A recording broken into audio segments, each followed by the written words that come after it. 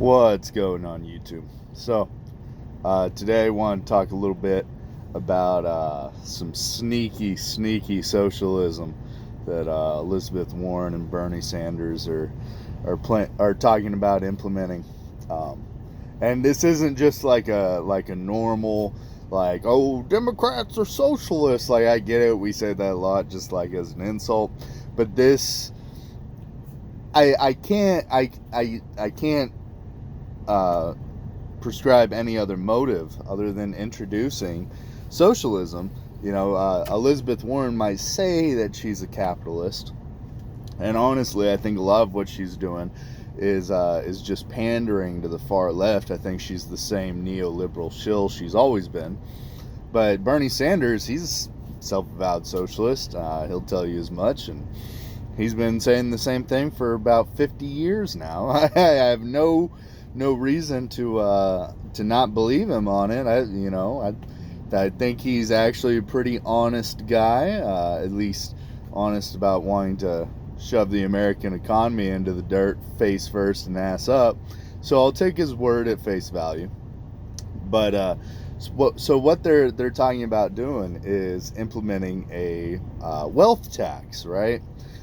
And on the surface, it seems okay, right? Like if you make more than what was it? I think it's like $100 million or 50. I forget the exact break off number, but if you have an excess net worth in excess over whatever arbitrary amount they decide, then you have to pay a tax not on what income you generate for that year, but tax on your income or your net worth overall. Almost like a property tax, but instead of it being on your home, which is totally messed up anyways, it's on all of your possessions, right? Which makes no sense, and here's why. So, if you take somebody like Jeff Bezos, right? How much is he worth? It's like $118 billion or something like that, which sounds excessive. Like the dude can share some wealth, right? But what people don't take into consideration is most of that wealth is tied up in stocks, right? So whenever he went public with Amazon, he left himself 51% of the stock share. So since he's done really well with Amazon, and Amazon is a very profitable business, those shares are now worth, last time I looked, it was like $1,200 a share, somewhere around there. So all those shares that he has, millions and millions of shares, are all worth $1,200 a piece, and that's where his total net value is. It's not in liquid cash, right? He can't. There is no possible way he could liquidate all of those stocks today. And furthermore, there's also something as far as insider trading goes, like a new company, right?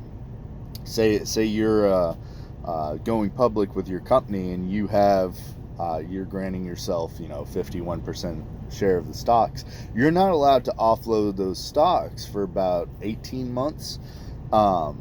They'll be restricted, right? So the actual stock certificate has a restriction on it. Then you have to go to a lawyer, get the lawyer to after 18 months to get the restriction off, and that's so that people aren't pumping and dumping their stocks as soon as the company launches. So there, I'll get into why that's a big deal here in a minute.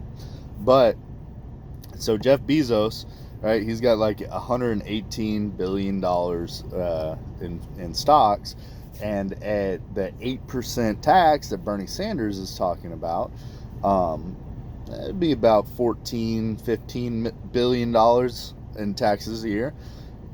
Now, Bernie Sanders even said that the point of this tax is so that after the course of 10 years, about 50% of these super rich's wealth is taken from them and redistributed. But the way that they're doing it, I mean, imagine this, right? He's got to pay $15 billion in taxes, right? Jeff Bezos only receives a salary from Amazon of $100,000, leaving him about $14.99999 billion short, right? But he still has to pay that. Now, Jeff Bezos can't liquidate $14 billion of shares worth of stock that quick, right? Really $15 billion. But because the way that the stock market works is just like a regular market. For you to sell something and make your money, somebody else needs to be buying that, right? This is a very expensive stock. People aren't buying in enough volume in order to offload that many shares. And on top of that, when you flood the market with your shares, right? Because he's like, well, I got to liquidate this so that way I can pay the tax. When you offload that many shares and flood the market, well, now your shares crash, your overall net worth falls down, but you're still paying those taxes, and then you're having to sell twice as many stocks, and people aren't going to be buying that, especially when they see that it's crashed. They'll buy it after the crash, but not while it's crashing. So it's not as easy as just being like, oh, well, we'll just take this X amount of money from them, right? So what's the government going to do in that case? Oh, well, I guess that they could probably, put a lien against those shares. They could seize those shares themselves. Hey, we'll just take that $15 billion worth of stocks, right? And that will be now government property. And we'll offload those as we see fit. So stocks are essentially shares of a company. So what happens once you take about 51% of the shares? Well, now you own the company, right? So over a 10-year period, which is what Bernie Sanders is saying, it'll take half of the super rich's assets over 10 years. Now the government has 51% of these Fortune 500 companies, these blue chips, right? And they, through a tax that nobody really thought was going to be a big deal, have now publicized and nationalized all of the major companies. And even less so for new companies. Even less so, Tom, because it takes 18 months to sell those new stocks, right? But you got to pay your taxes that year. The government, if there's two things the government is good at, it's pointing guns at people and taking people's money. The government will get theirs, right? So for new companies starting up, it's almost instant nationalization. It's sneaky, and I can't attribute it anything to anything other than just deception. It's like the sneakiest way to boil a frog I've ever seen, and they just kind of slowballed that one in there.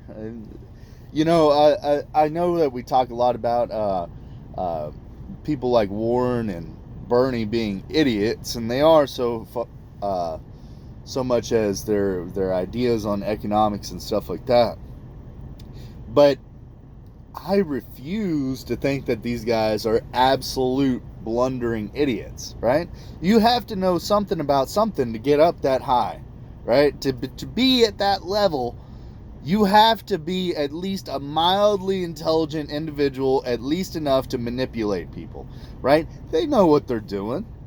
They knew what that wealth tax is going to do, and they know how to sell it to people. And so I really think that a lot of people aren't going to look at this for what it is.